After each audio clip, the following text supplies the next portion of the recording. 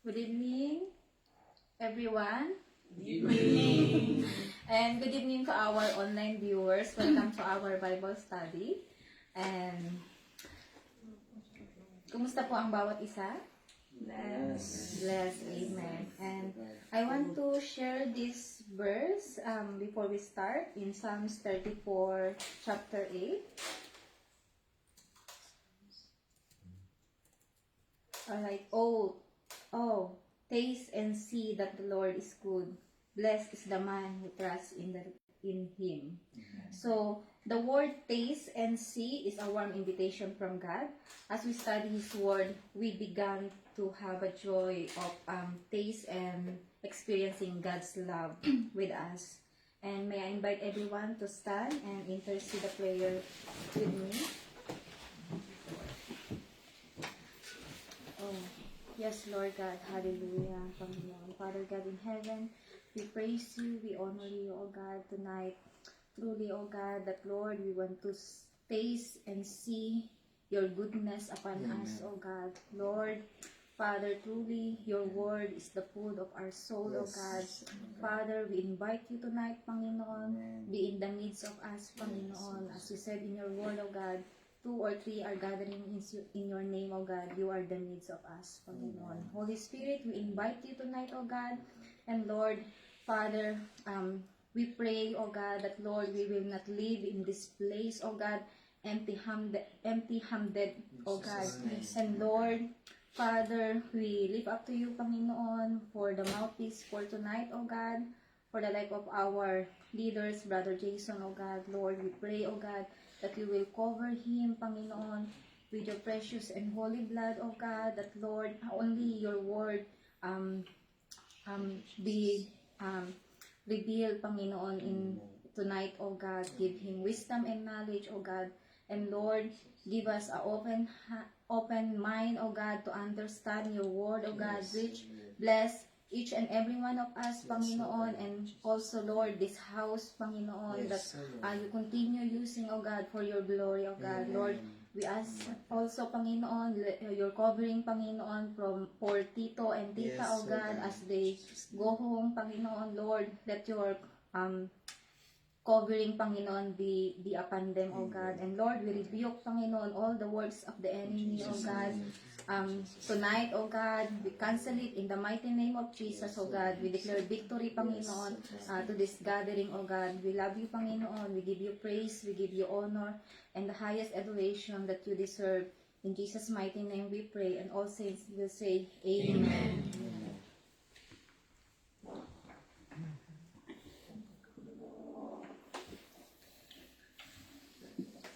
Amen.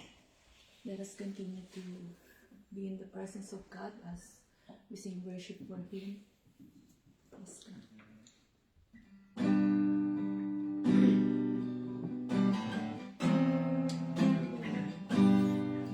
Jesus, we thank you, Father God. We worship you, Lord.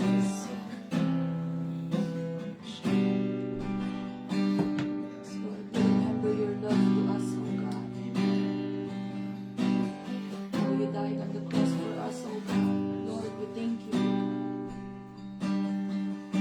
And because of that, Lord, we just want to lift you up, Lord God. We just want to praise you, Lord God, Jesus. Let us all sing. Thank you for the cross, Lord. Thank you for the price you paid, bearing all my sins.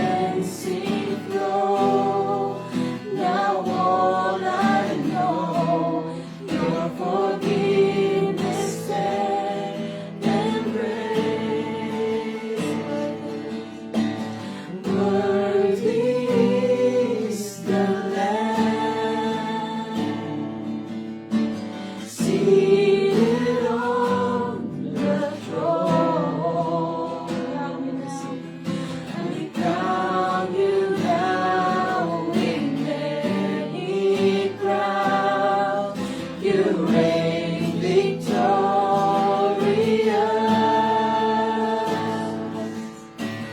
high and lifted up. Jesus, Son of God, the darling of heaven, crucified.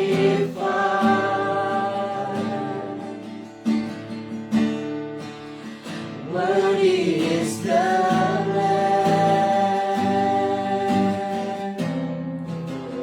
Worthy is the Lamb. Once again, let us sing thank you. Thank you for the cross, Lord.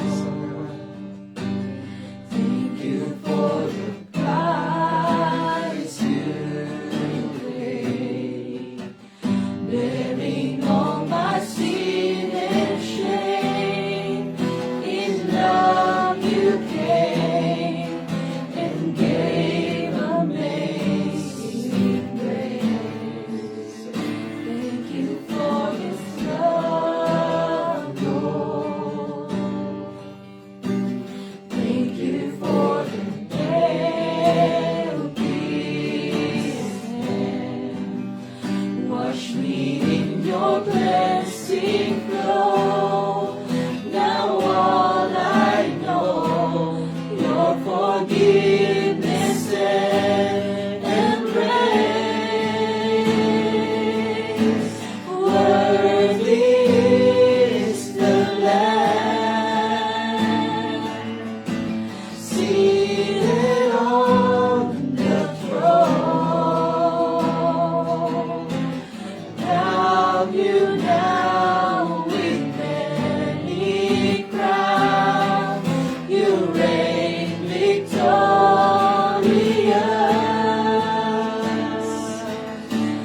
high and lifted up. Jesus, Son of God, the darling of heaven, crucified. Worthy is the Lamb. Worthy is the Lamb.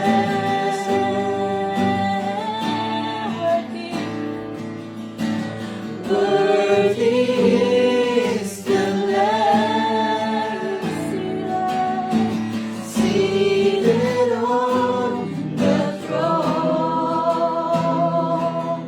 We crown you now with many crowns.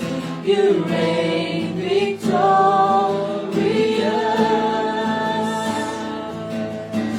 high and lifted up. Oh, Jesus, Son of God, the darling of heaven, crucified. Worthy is the Lamb. Worthy is the Lamb. Worthy is the Lamb. Worthy is the Lamb.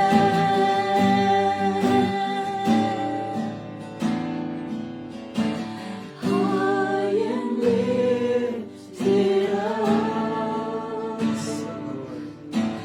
Jesus, Son of God, the darling of heaven, crucified.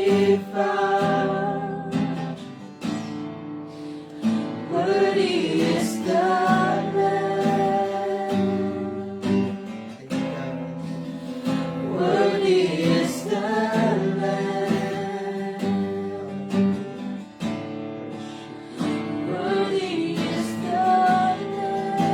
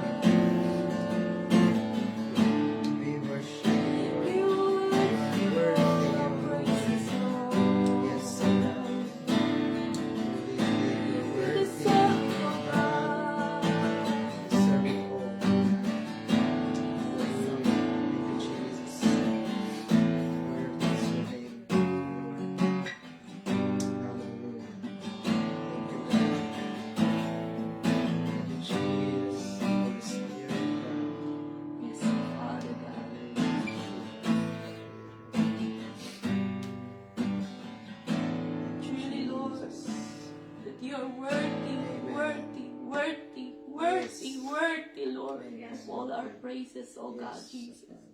Lord God, thank you for reminding us, Lord God, how you love us so much, oh God, that you gave, Lord, your only begotten Son, oh God, to save us, Lord God, to save us, Lord, from our sin, to give us life, oh God, that no one can only give but only you, oh God, Jesus. Lord, we thank you, Father God, for your presence tonight, oh God, Jesus. And we will continue to lift you up, Lord God. We will continue to praise your name, oh God, and to worship your name, Lord God. In every circumstances in life, Lord God, Jesus, we may fall, Lord God, but thank you, Lord, that you always pick us up, oh God, Jesus.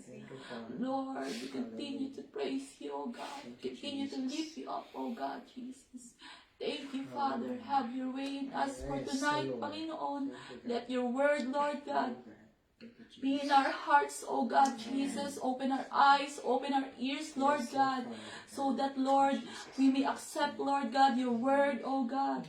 Your word, reveal to us, oh God, what you want us to know, oh God, Jesus. Reveal us the truth, oh God, Jesus, that we may have, Lord, a genuine faith, oh God, in worshiping you, oh God, Jesus.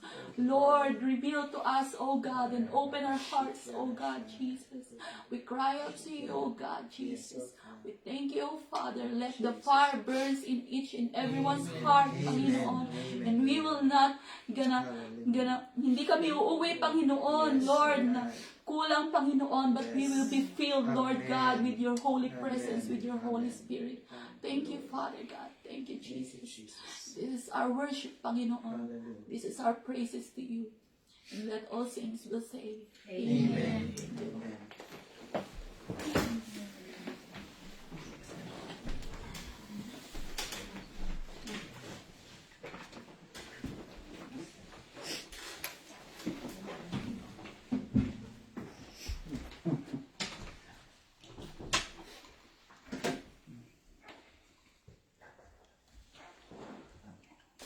Magandang gabi sa ating lahat. Ngayon din sa mga tagapakinig natin online. Hello sa inyo. Tonight we experience yung masungit na panahon dito. Mahangin, malakas ang angin ng ulan. Siyempre, parang masarap matulog o humigalang habang nanonood ng movie. Siyempre.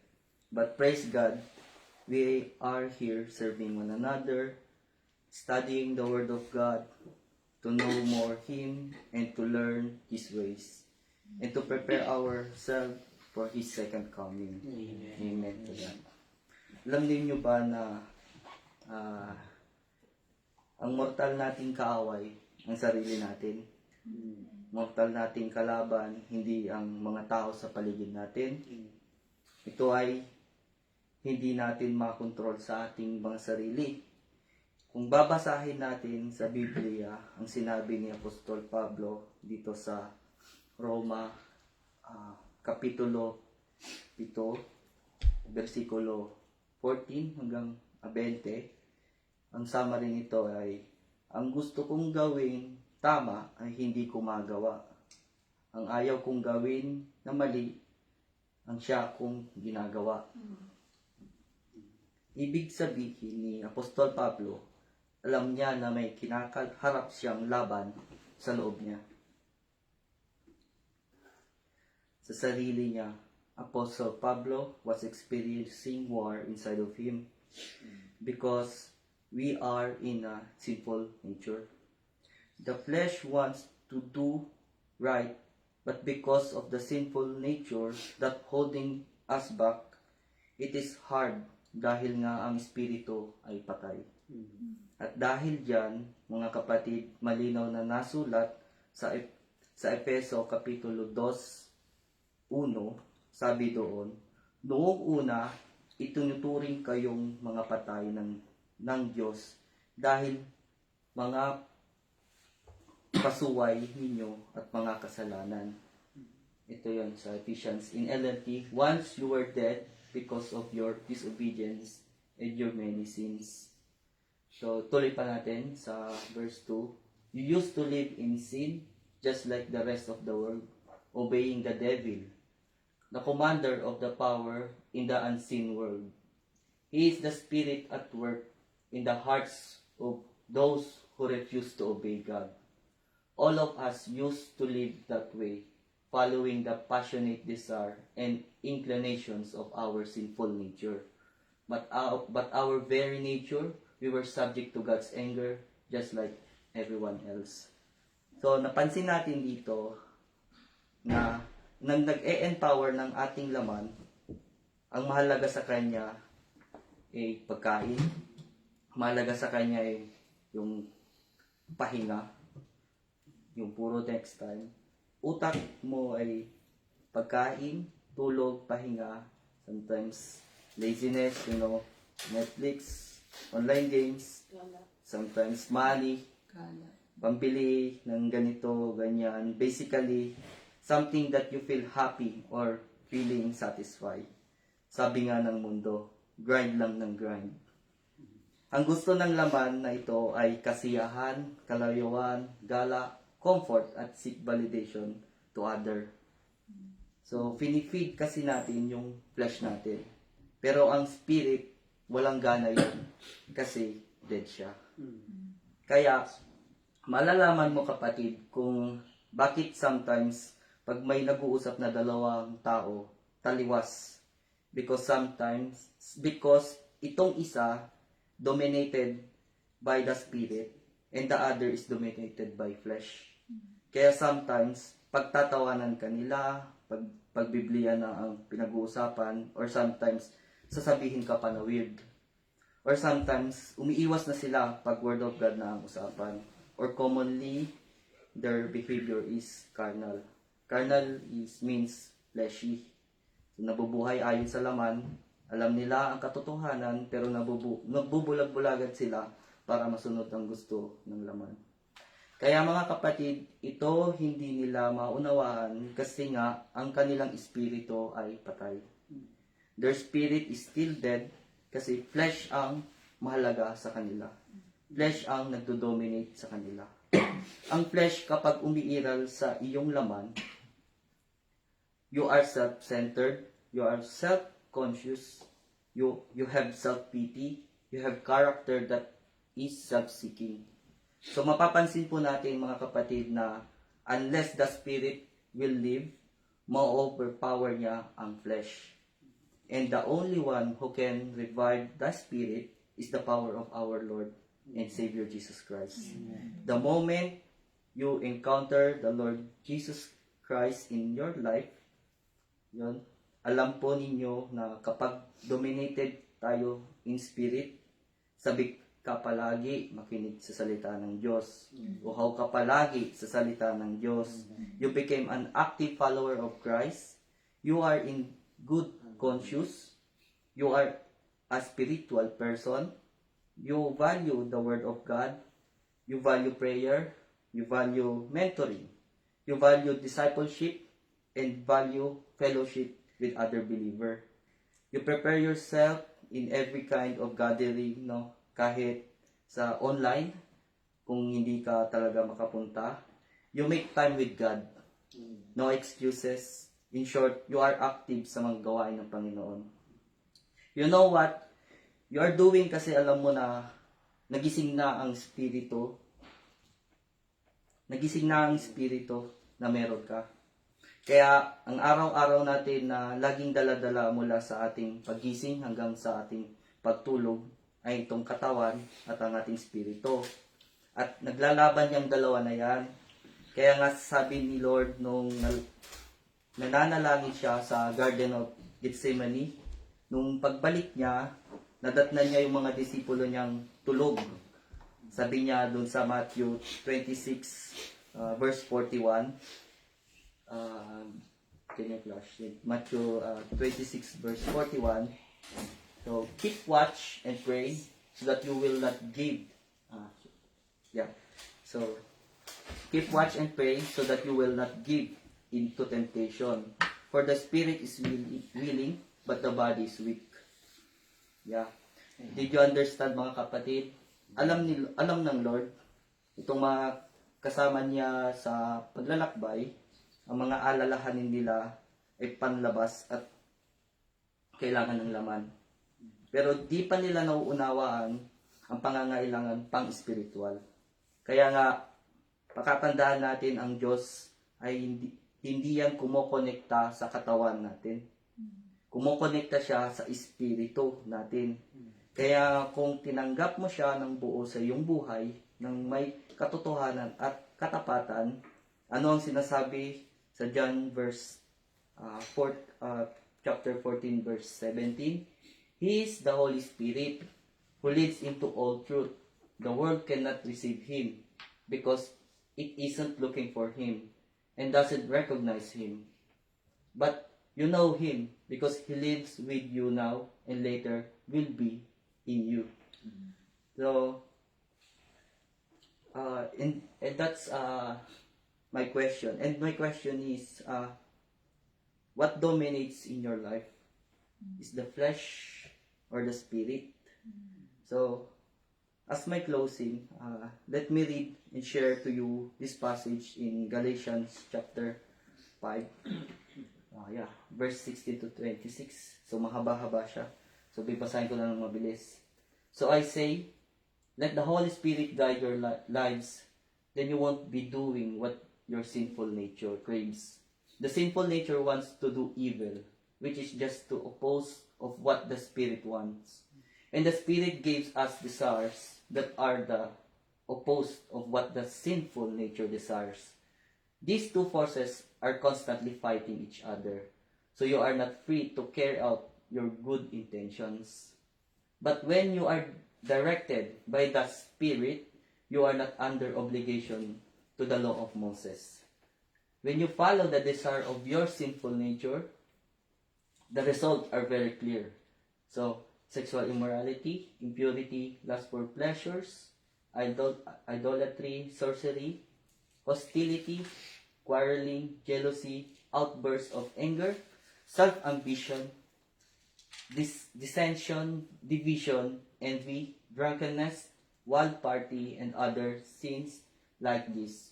Let me tell you again, as I have before, that anyone living that sort of life will not inherit the kingdom of God. But the Holy Spirit produces this kind of fruit in our lives: love, joy, peace, patience, kindness, goodness, faithfulness, gentleness, and self-control. There is no law against these things.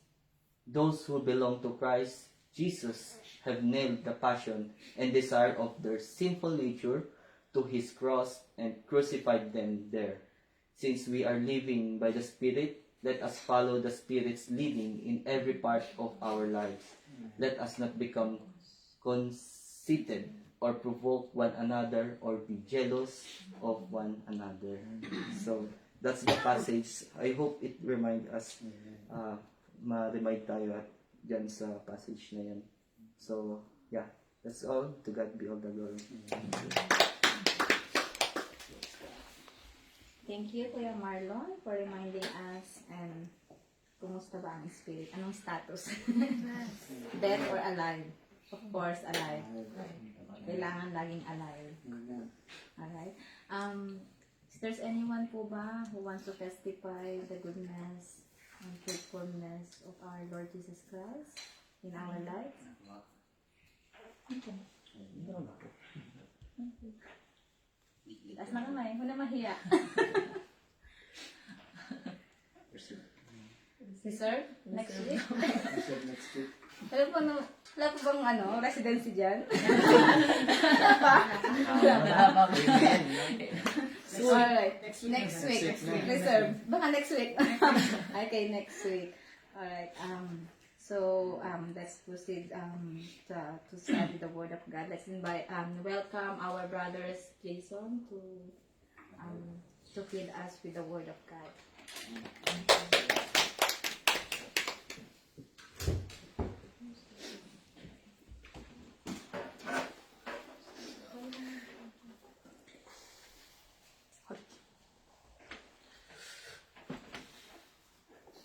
Amen. Praise be to God. What a powerful word of exhortation. truly the word of God continuously reminding us. Amen. If you can flash Matthew, yung sabi niya kanina, Matthew 26:41.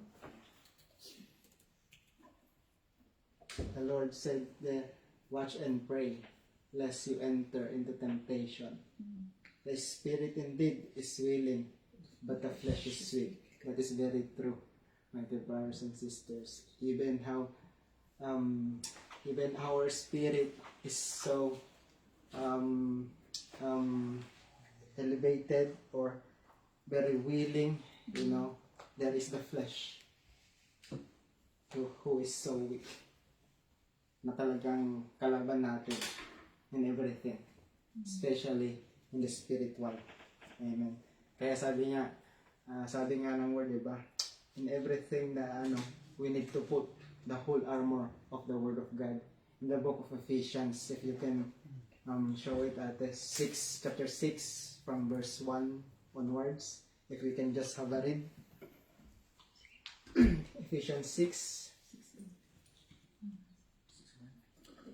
Ephesians 6. The whole armor of God. Yeah. Yeah. This one? Yes, 6:11, sorry. 6:11 says, put on the whole armor of God, that you may be able to stand against the wile of the devil.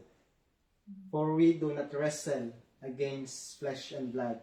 Like yung sinabi ng exhorter natin, not in this, but in the flesh of blood. It is a spirit warfare, but against principalities, against powers, against the rulers of the darkness of this age, against spiritual hosts of wickedness in the heavenly places.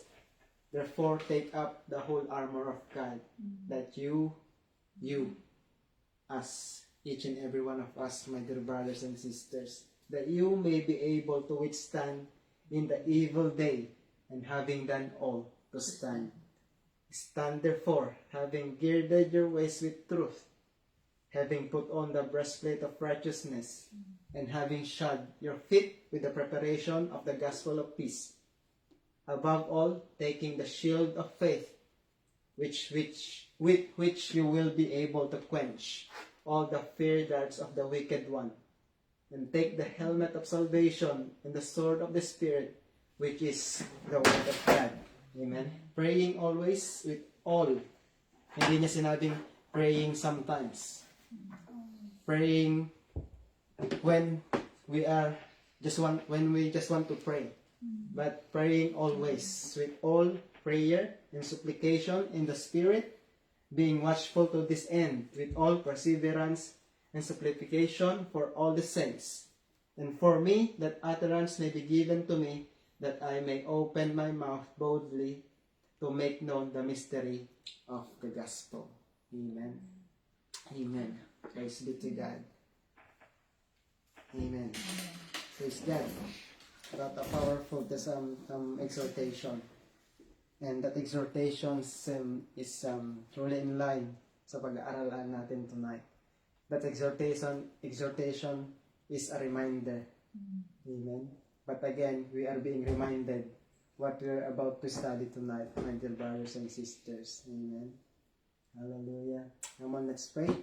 Hallelujah, God, Heavenly Father, Panginoon, in the name of Jesus Christ, we praise and honor you once again for tonight. Lord, sa gagawin niyo po sa amin sa gabing ito, Panginoon. Lord, I believe in my heart, we are already ready, Panginoon, especially our spirit, to receive your word, O Father God. Anoint us with understanding, O Father God. Open our eyes, our ears, especially our hearts, Panginoon, that your word, O God, that will be implanted in our heart, Panginoon, O God, that it will grow, O Father God. Hallelujah, Lord. Increase us, Panginoon, not only in knowledge, but on your spirit, O Father God. Hallelujah. Teach us for tonight, Panginoon. Lord, shield us with your presence, Panginoon, O God, as I submit myself unto you. Lord, not by might, nor by power, but by your spirit alone, Panginoon, as we study your word, O God. Help us, Father, for tonight once again. We want to praise and honor you, Lord God. In this we ask, Father, in Jesus' name we pray. Amen. And amen. And amen. Praise be to God. So our study for tonight, dear brother and sister, we will study about the foundational doctrine. Amen. The foundation. So upon completion of this study of this chapter, we will be able to write down the key verse memory. Amen. We will able to differentiate between right and wrong foundation. Amen. We will able to differentiate once again the right and the wrong foundation. Amen. To explain the importance of a building the right spiritual foundation. Amen. Acknowledging the Lord Jesus Christ as our Lord and Savior, as the true spiritual foundation. Amen. I pray that we are excited to study and to learn more from this. Amen. Our key verse here is from Hebrew chapter 6, chapter 6 verse 1 to 3. This is our key verse, my dear brothers and sisters. Verse 1 says, "Therefore, leaving the discussion of the elementary principles of Christ, let us go on to perfection, not laying again the foundation of repentance from dead works, and of faith toward God, of the doctrine of baptisms, of laying on of hands, of resurrection of the dead, and of eternal judgment." And in verse 3, "And this we will do if God permits." Amen. Amen. That is our key verse, my dear brothers and sisters, into this study that we're about to take. Amen. That's why sabi natin kanina that we will understand and acknowledge that the Lord Jesus Christ is the true foundational, true spiritual foundation. Amen. So that's why you remember as we studied the Bible, right? Naalala pa ba rin natin yung study natin, mga nakaraan about the Bible? Amen. The Bible also compares the life of a believer to a construction of a building. Amen. 1 Corinthians 3:9. 1 Corinthians 3:9. I just want you to have a look at this one. 1 Corinthians chapter 3 verse 9. "For we are God's fellow workers. You are God's field. You are God's building." And in Ephesians chapter 2 verse 19 to 22. Basahin lang po natin. Ephesians chapter 2 verse 19 to 22 says there, "Now, therefore, you are no longer strangers and foreigners, but fellow citizens with the saints and members of the household of God, having been built on the foundation of the apostles and prophets, Jesus Christ himself being the chief cornerstone, in whom the whole building being fitted together grows into a holy temple in the Lord." In verse 22, "In whom you also are being built together for a dwelling place of God in the Spirit." Amen. Amen. Hallelujah. So these passages, dear brethren, the believer's life is also, like sinabi natin kanina, the Bible, the Word of God, amen, compares the life to a construction of a building. Amen. If you can go back 21, makikita natin dyan, "In whom the whole building being fitted together grows in the holy temple in the Lord." Amen. In the latter part, we may able to understand what is this building. Amen. Who are these buildings? Amen. That's why, first and foremost, dear brothers and sisters, in the natural order, the important feature, listen to this, the important feature of any permanent structure is what? Foundation. Amen. In the natural order, it is very important, the very most important in any kind of permanent structure is that foundation. Amen. We will learn from it, my dear brothers and sisters. Hallelujah. But how do we describe the foundation? How do we describe it? Amen. There are two descriptions of the foundation. One, weak foundation, and two, a strong foundation. Amen. But how do we describe them? From weak foundation that can only hold or support a small building or structure. But how about the strong foundation? Strong foundation which can hold a large building and stature. So nakita natin yung difference niya, my dear brethren. Amen. A weak and a strong foundation. Hallelujah. So listen to this. There is a fixed relationship between the foundation and the building. What are that fixed relationship between a foundation and a building? Amen. So which means a right foundation can set the limit to the weight and height of a building to be erected upon it. Thank you, Lord. So with the design and construction of every building, we may see the significant work is expended on it, right? Amen. Even how big it is, how beautiful it is, the building is. Amen. But what we cannot easily see when a particular project of a building, when it is finished, is what? We can see it, even how big it is, how tall it is, a high-rise building, how beautiful it is. We can see it physically. Amen. But what we cannot see is that foundation. Amen. Amen. Praise God. That's in the natural, you know. If we can see a building, we cannot see is the foundation. We can see everything from inside out, right?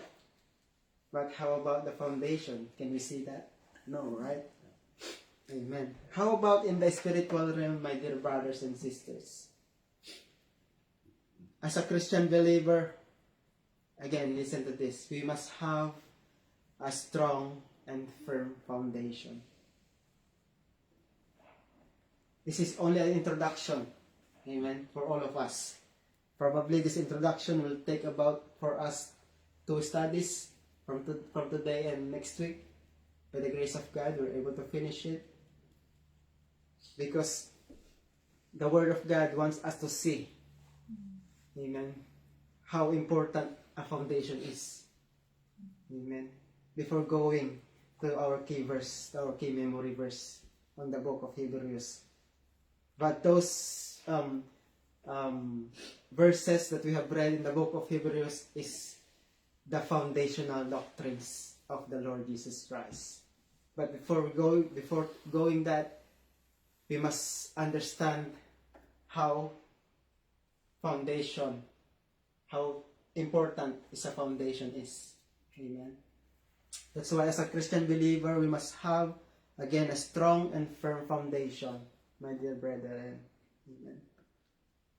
So remember like what we have studied, amen, in our previous lessons about the Bible. Do we remember that it is really important, amen, for us, for all of us, amen, to start right. Amen. Even a young Christian, amen, it is very important to start right and must be established and founded in the right foundation. Amen. So in our study about the Bible previously, is designed to help us to establish our faith in the Word of God. Amen. Amen. So our connection with God and the Father and His eternal plan for all of us, and with Jesus Christ, His Son, and the Rock. Again, we will learn this on the latter parts. Amen. Needs to be firmly established that it is truly becomes the cornerstone of our foundation. Go back to 20, ate. Having been built on the foundation of the apostles and prophets, Jesus Christ himself being the chief cornerstone. Amen.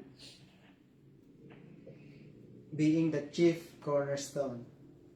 So God's appointed foundation for Christian life, and He gave us the true foundation. Amen. And that foundation is the Lord Jesus Christ. Amen. Jesus Christ himself is the rock upon which we must be build our foundation. Amen. Again, spirit, it is not about speaking natural. Amen. It's physically, but it's speaking about spiritual. Amen. We must build our foundation, and the Lord Jesus Christ himself is our true foundation. Nothing else and no one else, my dear brethren. Sinabi niya doon, Jesus Christ himself being the chief cornerstone. Amen. Bakit niya sinabing cornerstone? We will learn from it. In Isaiah 28 verse 16, Isaiah 28 verse 16 says, thank you, God. Therefore, thus says the Lord God, behold, I lay in Zion a stone for a foundation, a tried stone, a precious cornerstone, a sure foundation. Whoever believes will not act hastily. Amen. Sinabi niya doon, a tried stone, a precious cornerstone, and a sure foundation. Amen. So there is no surer foundation for the Christian living, for the Christian faith, than the Lord Jesus Christ. Amen. Take note of this, my dear brethren. He who confides and trusts in the sure foundation is secure. Amen. Secure and will not act hastily or be ashamed. Amen. That's why, my dear brothers and sisters, each and every believer of Christ, amen, must be united in Christ with, listen to this, with other believers, amen, to form the church. Amen. Again, each believer is united in Christ with other believers to form the church. That's why the Bible, the Word of God, compares the church to a building. Amen. It's also a structure. Amen. It is a building. The believer, the body of Christ, is also the building. Amen. Even individually. Amen. This is our building. Again, makikita po natin siya. Ephesians chapter 2, verse 22 to 22. Ephesians 2:22. In whom you also are being built together for a dwelling place of God in the Spirit. Amen. Again, like what the exhortation is reminding us. Amen. In whom you also are being built together for a dwelling place of God in the Spirit. Amen. Thank you, Lord. So whenever men, listen to this, brethren, whenever a man construct a building, they must first lay a proper, right, and firm foundation. Amen. Amen. So whenever men construct a building, they must first lay a proper, right, and firm foundation. Amen. Whatever building it is. So since this is a natural principle understood by all people, God used it to teach all of us in a great spiritual truth. That's why a believer, my dear brothers and sisters, A believer must have a proper foundation. Amen. Listen to this, in order to build a good spiritual house in our spiritual walk. Amen. Again, I will say it again. A believer must have a proper foundation in order to build a good spiritual house in our spiritual walk. Amen. The foundation, dear brethren, the foundation must be laid according to the Master's plan. Amen. Example, in a circular, amen. If who are those master builder and in executing high-rise buildings? Engineers, right? Amen. That's in the natural, circular. Amen. Spiritually speaking, brethren, the Bible gives the plan of the master builder. The Word of God gives the plan of the master builder. And that is Jesus Christ. Amen. Jesus Christ is the only foundation. The cornerstone, again, we will go back from same verse, from 19 to 22. Jesus Christ is the only foundation, the cornerstone of the church, upon which man must build. Amen. From 20 to 21 at May. 20? Sorry. Yeah. Having been built on the foundation of the apostles and prophets, Jesus Christ himself being the chief cornerstone. Amen. Cornerstone. How do we understand cornerstone? Amen. Cornerstone is the most important stone in a building. Amen. So it is laid first. Nauna siya. They laid it first. And it is the one to ensure that the building is square and stable. Amen. As the chief cornerstone, the Lord Jesus Christ, dear brothers and sisters, ensures us the stability of the whole system of salvation. Amen. The cornerstone is the most important stone in a building. Amen. Especially your building, my dear brothers and sisters. Our building. This building of ours. Amen. The most important stone in a building is the cornerstone, which is Jesus Christ. Amen.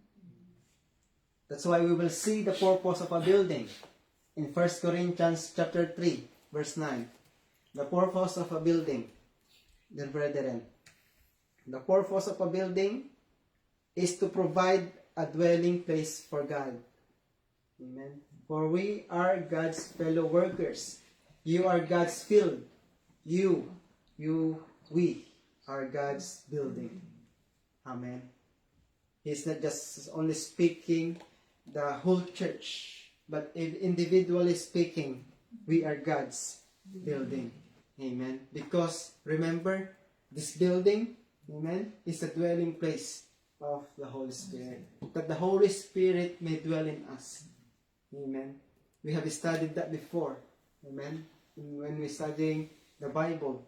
Amen. That's this building must be cleansed. Amen. Amen. Sabi niya nga doon sa kanyang word that this body, ourselves, must be cleansed from all filthiness. Again, the exhorter reminded us. If you can post 2 Corinthians chapter 7 verse 1.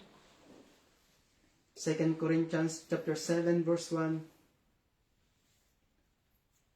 Therefore, having these promises, beloved, let us cleanse ourselves from all filthiness of the flesh and spirit.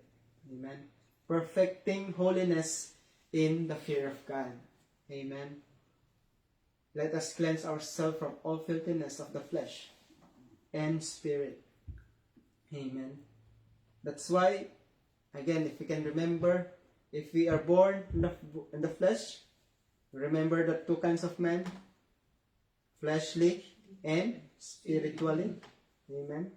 In the story of the Nicodemus, hallelujah, being born again, not in religions, not in denominations, but being born again with God, for God. Amen. That our body, our building, our temple, dear brothers and sisters, hallelujah, must be cleansed from all filthiness of the flesh and spirit. Amen.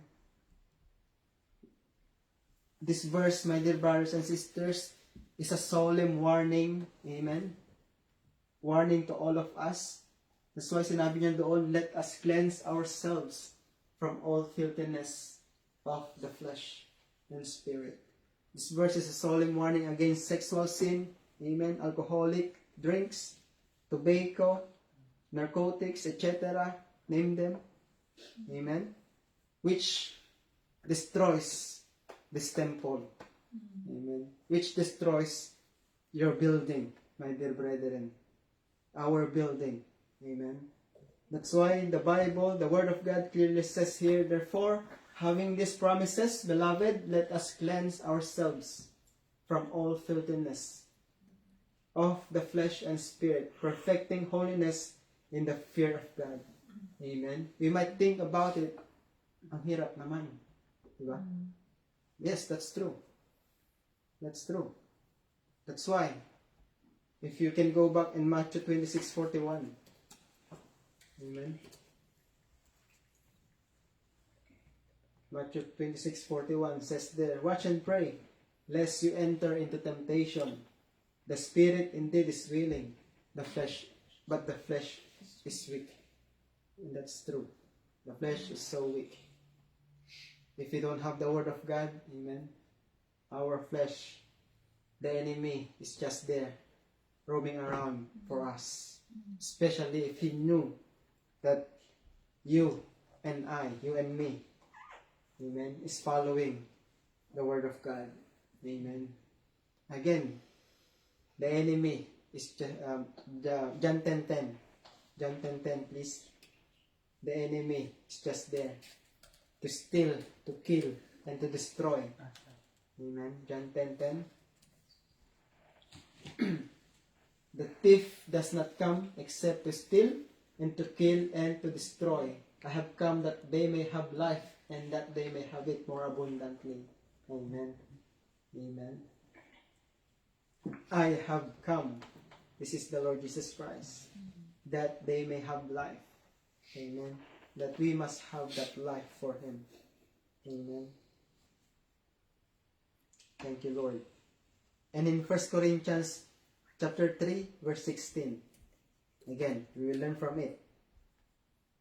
But take note of this, dear brethren. God dwells in men only as they live in union with Him and allow God to be in control of their lives. Amen. Yes, we have plans and everything, but if we submit them to the Lord, if we allow ourselves, dear brothers and sisters, for God, submitting everything to Him, to be in control of our lives, He will be the one to bless us. Amen. Yes, we have many plans and thoughts and that. Amen. But if we submit it to the Lord, He will be the one to establish it. Amen. The Lord's Spirit will dwell in you only when our life, dear brethren, is built on the right foundation. Remember, again, we have read it. We are God's building. Amen. We are God's building. Hallelujah. In verse 16, yeah, that's right. 2 Corinthians 3:16. Do you not know that you are the temple of God, and that the Spirit of God dwells in you? Amen. Do you not know, my dear brethren, that you are the temple of God? Amen. And that the Spirit of God dwells in us. Amen. To each and every one of us, my dear brothers and sisters. But there's the condition, if we are just going to allow ourselves, amen, for God, our spirit, to dwell, that His Spirit will dwell in us. Amen. So because of this, you and me are being taught from the Word of God to build our spiritual life, my dear brethren, to build our spiritual life properly in the right and firm foundation. Amen. That's why again, and we said a while ago, it is very important to all of us that we may start, amen, to stand in a firm and right foundation, this building of ours. Amen. Our bodies, my dear brothers and sisters. Amen. Apostle Paul teaches that the believer's physical body is the temple or the dwelling place for the indwelling of the Holy Spirit. Amen. Here, Apostle Paul also explains that the local church is the building which signifies the temple of God. Amen. As a whole, that is the temple of God. Amen. The building, the church. But as an individual, we also have that own building. Amen. In Psalms 118 verse 22, take note of that one, dear brethren. Psalms 118 verse 22, so listen to this.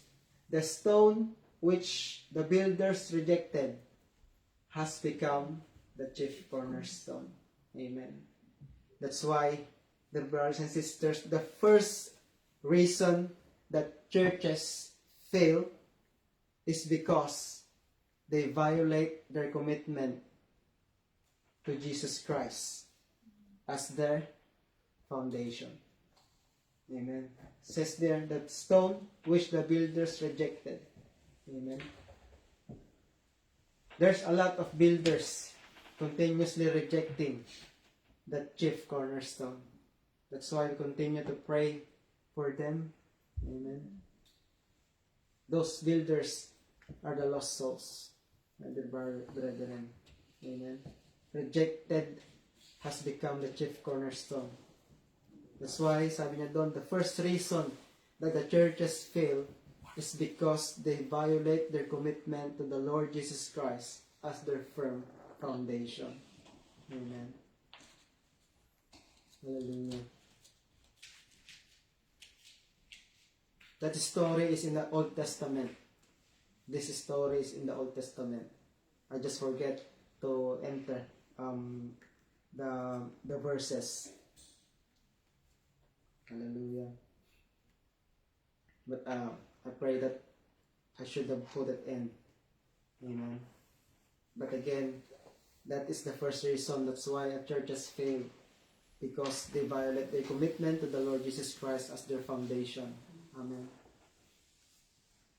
Hallelujah.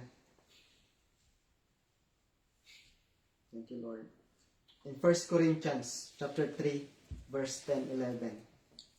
Verse 10 to 11. 3:11. In verse 10, according to the grace of God, 10 to 11. Verse 10. So, the same chapter, where it starts in verse 10. according to the grace of God, which was given to me. Excuse me. As a wise master builder, I have laid the foundation, and another builds on it. But let each one, listen to that, but let each one of us take heed how he builds on it. Amen. How he builds, amen, his foundation. In verse 11, for no other foundation can anyone lay than that which is laid, which is Jesus Christ. Amen. Hallelujah. Listen to this, brethren. Not Peter. Diba? Not Peter. If you can remember. Si Peter na may hawak na manok. Pedro. Again, for no other foundation can anyone lay than that which is laid, which is Jesus Christ. Amen. Not Peter, but Jesus Christ. Amen. Jesus Christ is the only foundation of the church. Upon men must be built. Amen. Upon men must be built. Hallelujah. Thank you, Lord. The only foundation, the only firm foundation is the Lord Jesus Christ. Amen. Thank you, Lord. So as we go further, my dear brothers and sisters, I would like to share to you there are four attributes of the foundation. There are four attributes of the foundation. Amen. Firstly, again, we have studied it before. It must be based on God's Word. Amen. Must be based on God's Word. First one, this is based on God's Word. Amen. God's Word stands firm like a rock. That foundation. Amen. God's Word stands firm like a rock. That foundation, nothing can shake it. Amen. Matthew 24, verse 35. Matthew 24, verse 35.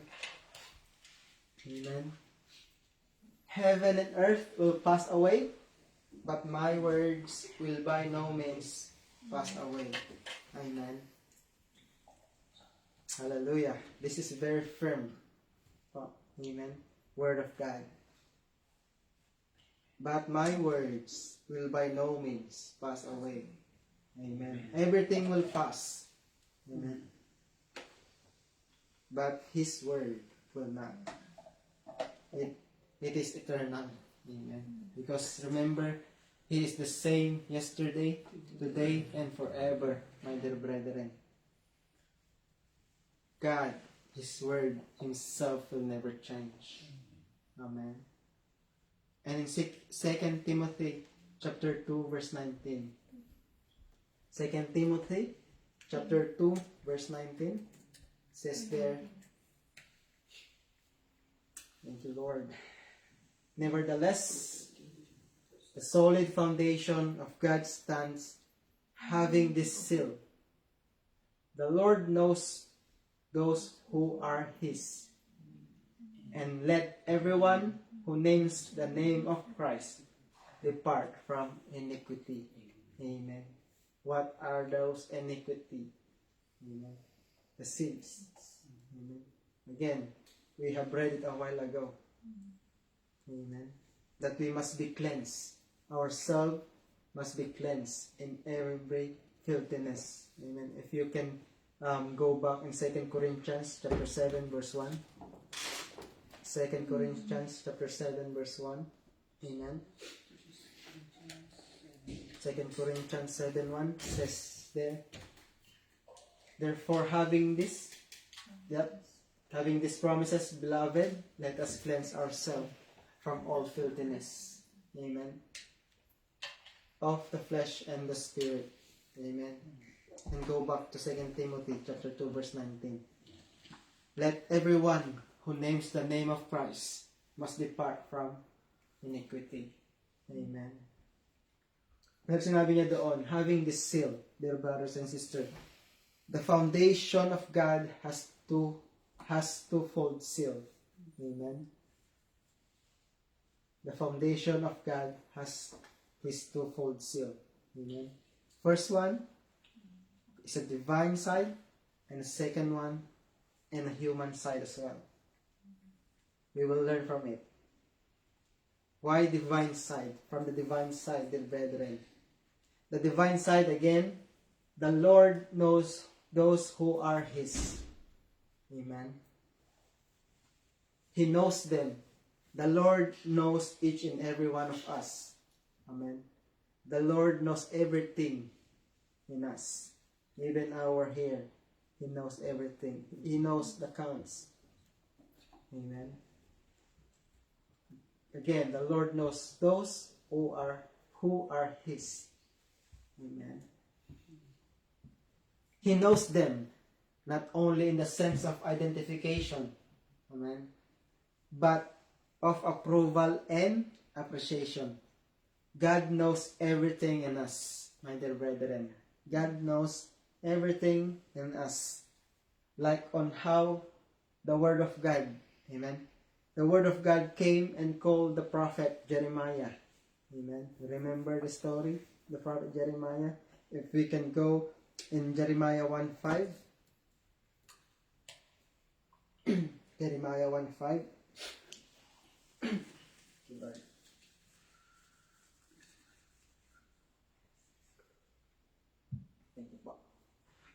Jeremiah 1:5. Again, before I formed you in the womb, I knew you. Before you were born, I sanctified you. I ordained you a prophet to the nations. Amen. I knew you means the Lord Himself approved us. Amen. Before you were born, I sanctified you. Amen. The Lord sanctified us. He set us apart. Amen. And ordained you. Amen. Ordained you being commissioned before we were born, my dear brethren. Amen. Like the life of Prophet Jeremiah, on how the Lord commissioned him, ordained him, amen, as a prophet. Same with us, my dear brothers and sisters. The Lord knows everything. Amen. Even when we are sleeping, the Lord knows who are those His. Amen. That's why Jeremiah knew he was not a prophet. Listen to this. Jeremiah knew he was not a prophet by his own choice. The Lord Himself, I ordained you a prophet of the nation. Amen. God had set him apart and commissioned him. Amen.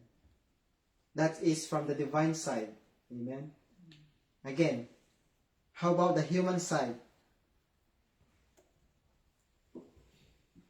If we can go back on that verse, ate, kuya. 2 Timothy chapter 2 verse 9. From the human side. This, we are speaking about the twofold seal. Amen. From a human side, everyone who names the name of Christ must depart from iniquity. Amen. So, dear brothers and sisters, in other words, those professing to be a Christian can prove the reality of their profession by lives of holiness and godliness. Amen. The true Christian should have no dealings with unrighteousness. That's why the Word of God says there, let everyone who names the name of Christ depart from iniquity. Amen. We have talked about the twofold seal. Amen. But how about the seal? How about this seal? Amen. That seal is God's seal. Amen. God's seal is a mark or indicates of His ownership. Amen. His ownership to each and every one of us. Amen. Because remember, right? We came from His own image and His own likeness. Dear brethren. Amen. His own ownership and also a symbol of guarantee and security. Amen. Before we were born, we were already secured. Amen. Even we are still in the womb, we are already secured. Right? But because of that disobedience, dear brother and sister. That's why you remember the fall of man. Because of that disobedience. Amen. In the garden. Hallelujah. We inherit it. But I ask and pray that we will depart from it. As the word of God says. Amen.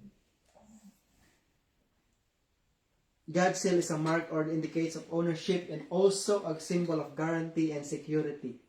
Therefore, the seal on God's foundation signifies His ownership. His ownership of those who are His. Amen. Who are His. The true believers. Amen. The true follower of Christ. Hallelujah. And that guarantee that all who, listen to this, that all who have been converted, again, converted, sometimes people may misunderstood this. Amen. All who have been converted will prove the reality of their new life. New life. Amen. By departing from unrighteousness, from departing from iniquity. Amen. That's why as we go deeper and undergo this foundational, I pray that each and every one of us will understand. Amen. Again, we are still in the introduction. Amen. And the guarantee that all who have been converted for Christ will prove the reality of their new life. Amen. 2 Corinthians 5:17. Amen. There is new life by departing from unrighteousness. Sabi niya doon. Therefore, if anyone is in Christ, he is a new creation. All things have passed away. Behold, all things have become new. Amen. Amen. Hindi naman siya ganoon. But it's a process. My dear brother and sister. Amen. Even me, remember, when I came to know the Lord Jesus Christ receiving my Lord and Savior. Amen. It is a process. I experienced backsliding. I believe I have already shared it, I experienced that. Noong una, first year, second year, sobrang init, Because, I would say, we overwhelmed, but, habang tumatagal, papagod ka. Yes, I felt that. Trials and testings, But only by the grace of God that I came. Amen. Being restored by the word of God. Amen. I might not be standing here if I did continue, nagtuloy ako nag-depart from the word of God. But again, the word of God reminded me of His faithfulness and His goodness upon my life. Dear brethren, what I have experienced on that backsliding. Amen. Only the Lord Jesus Christ restored me. Amen. Only by His grace. Hallelujah. That very prayer of our dear pastor. I always remember it's in my heart. Amen. And I believe that it is the Lord whom speak on that prayer. Because the Lord knows what I am experiencing and that each and every one of us sa ating lahat, my dear brethren, the Lord knows what we are experiencing. Amen. That's why I ask and pray that we will not depart from the Word of God. That the Lord will continue to stir us up, each and every one of us, especially our faith. Amen. Kasi, that's why we are studying the foundation. Amen. At the introduction about the foundation. Dear brethren, it's very important. That's why, if this body is being weak in that time, I am just being built on the sun, I am just easily destroyed. However, the Word of God reminded me by His grace that I have the foundation, and that foundation is Jesus Christ. Amen. I pray that all of us will stay, and we must start standing in the right and a firm foundation, the brethren, as we grow, because again, this is not like a quick like that. It is a process. Amen. Especially our faith. Amen. It's only the Word of God will continue to remind us how faithful He is. Amen. That's why sinabi niya, the seal of God. God's seal to each and every one of us. Amen. We are secured. Amen. Yes, we may face through trials, testings. Amen. But the Word of God promised, it is only a panandalian lamang ito. Amen. Hallelujah. In the New Testament, therefore the seal on God's foundation signifies His ownership of those who are His. Amen. And the guarantee that all who have been converted will prove the reality of the new life by departing from unrighteousness. Amen. Second attribute of the foundation. Amen. Must be a good foundation. Must be a good, firm foundation. Amen. Again, remember the building, right? If patatayuin natin ang isang building o isang bahay o anuman, whatever it is, in a weak foundation, compare it to a firm foundation. Amen. Just think of it. That's why the second attribute must be a good foundation. Good and firm foundation. 1 Timothy chapter 6 verse 19. 1 Timothy chapter 6 verse 19. Storing up for themselves a good foundation for the time to come, that they may lay to hold on eternal life. Amen. So storing up means we treasure. Amen. Treasuring up. Amen. When Jesus mentioned this in His sermon, amen, in the book of Matthew, chapter 6, verse 19 to 21. Matthew 6, 19 to 21, to lay up our treasure in heaven, not in this earth. Amen. But to lay up our treasure in heaven. Matthew 6, 19 to 21. Do not lay up for yourselves treasures on earth, where moth and rust destroy, and where thieves break in and steal. Amen.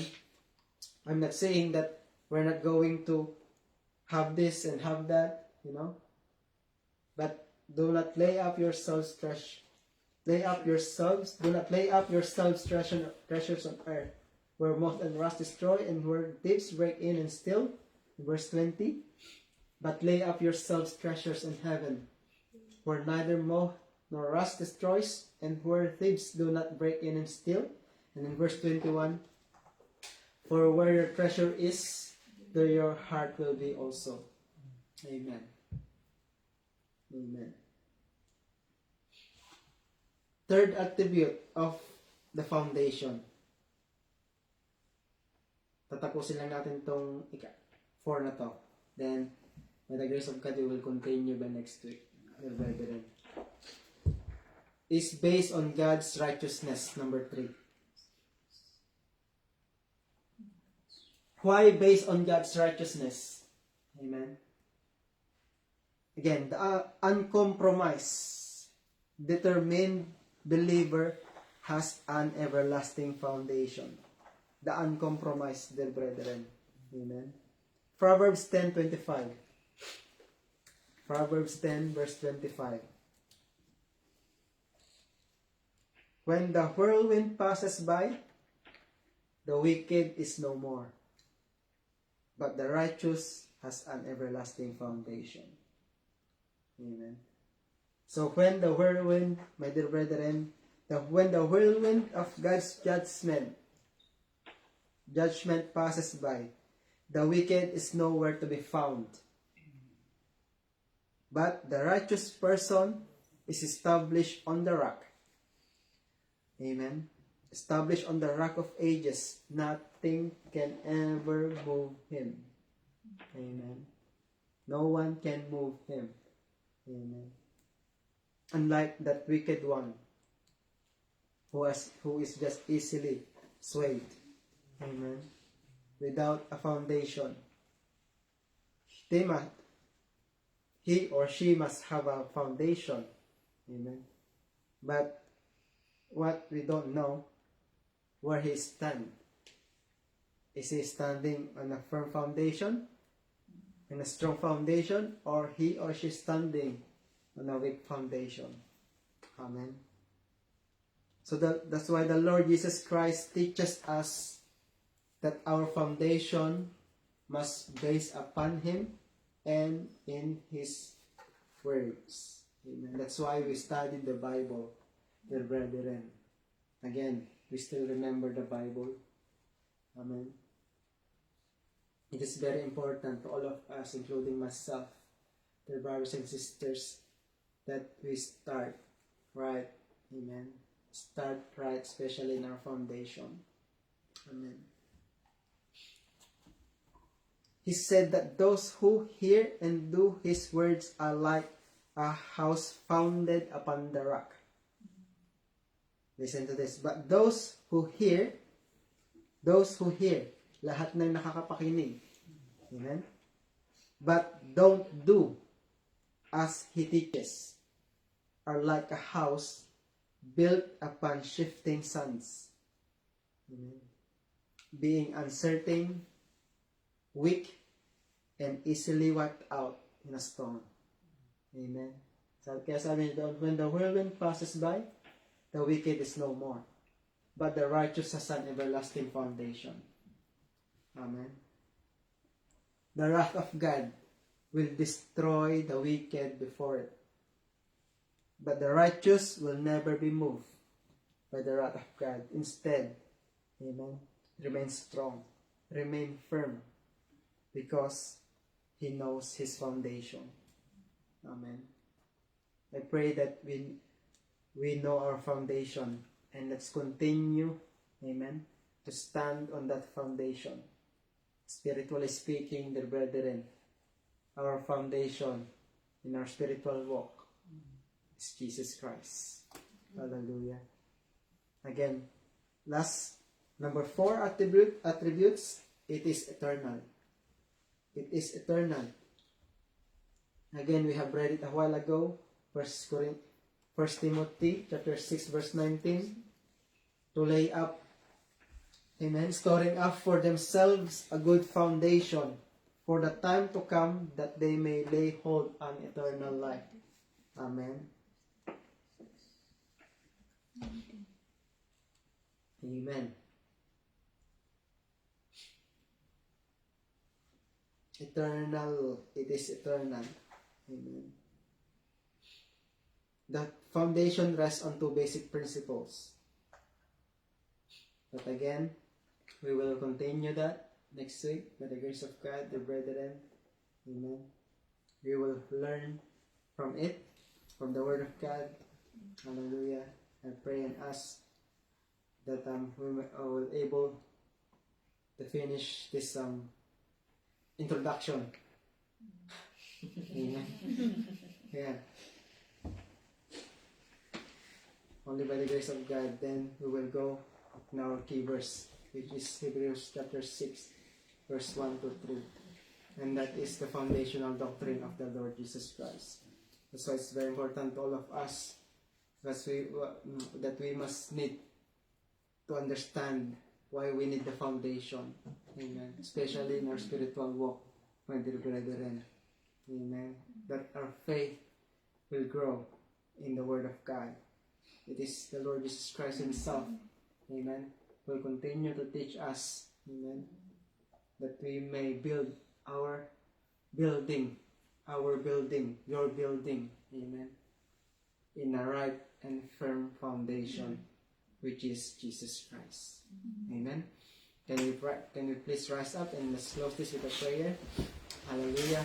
Oh God, our Heavenly Father, Panginoon God, in the name of your Son Jesus Christ, Father, we continue to honor you, Panginoon, once again for what you have taught us for tonight, oh God, reminding us, oh God, that we must be build, oh God, our foundation, oh God, in the right foundation and firm, Panginoon, the rock, Panginoon, who is Jesus Christ, Father God.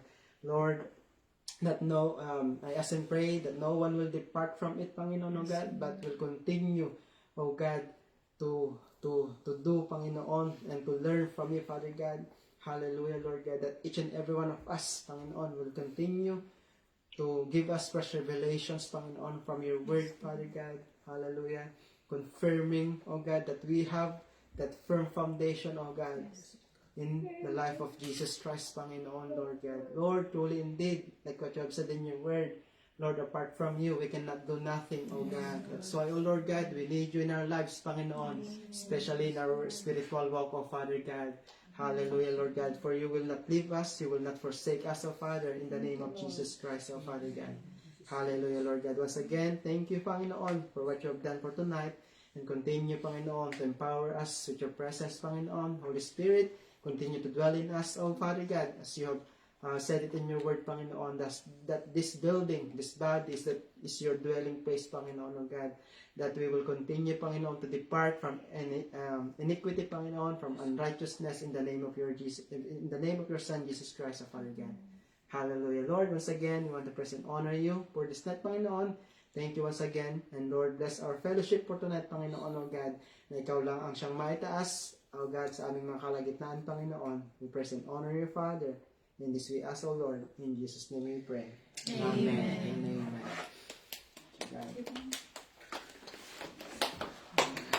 Glory to God, and thank you, Lord, for His word. I pray each and every one of us has a strong foundation, and that foundation is our Lord Jesus Christ. And for our announcement po, every Thursday is our prayer meeting, and Friday is our Bible study. And as we are going back to our newly renovated CNCI Worship Center on August 10, so we will having po na very special celebration on that day. So the Thanksgiving, church dedication, and our bishop birthday po. And we encourage everyone po to contribute. And ang contribution po ng ating Damascus Cell Group is Pansit Palabok and Pinoy Kakanin, Puto Kuchinta, and Pichi-Pichi for 150 packs.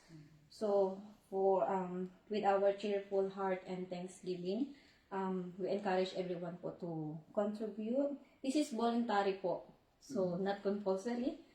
It depends on your heart lang kung gusto po natin magbigay. But, yeah, we encourage everyone po. So, we will post it po sa ating group where we can send if we want to contribute po. Yeah, so we will post it na lang po sa ating group. And thank you to our online viewers, and see you again next week. Praise God.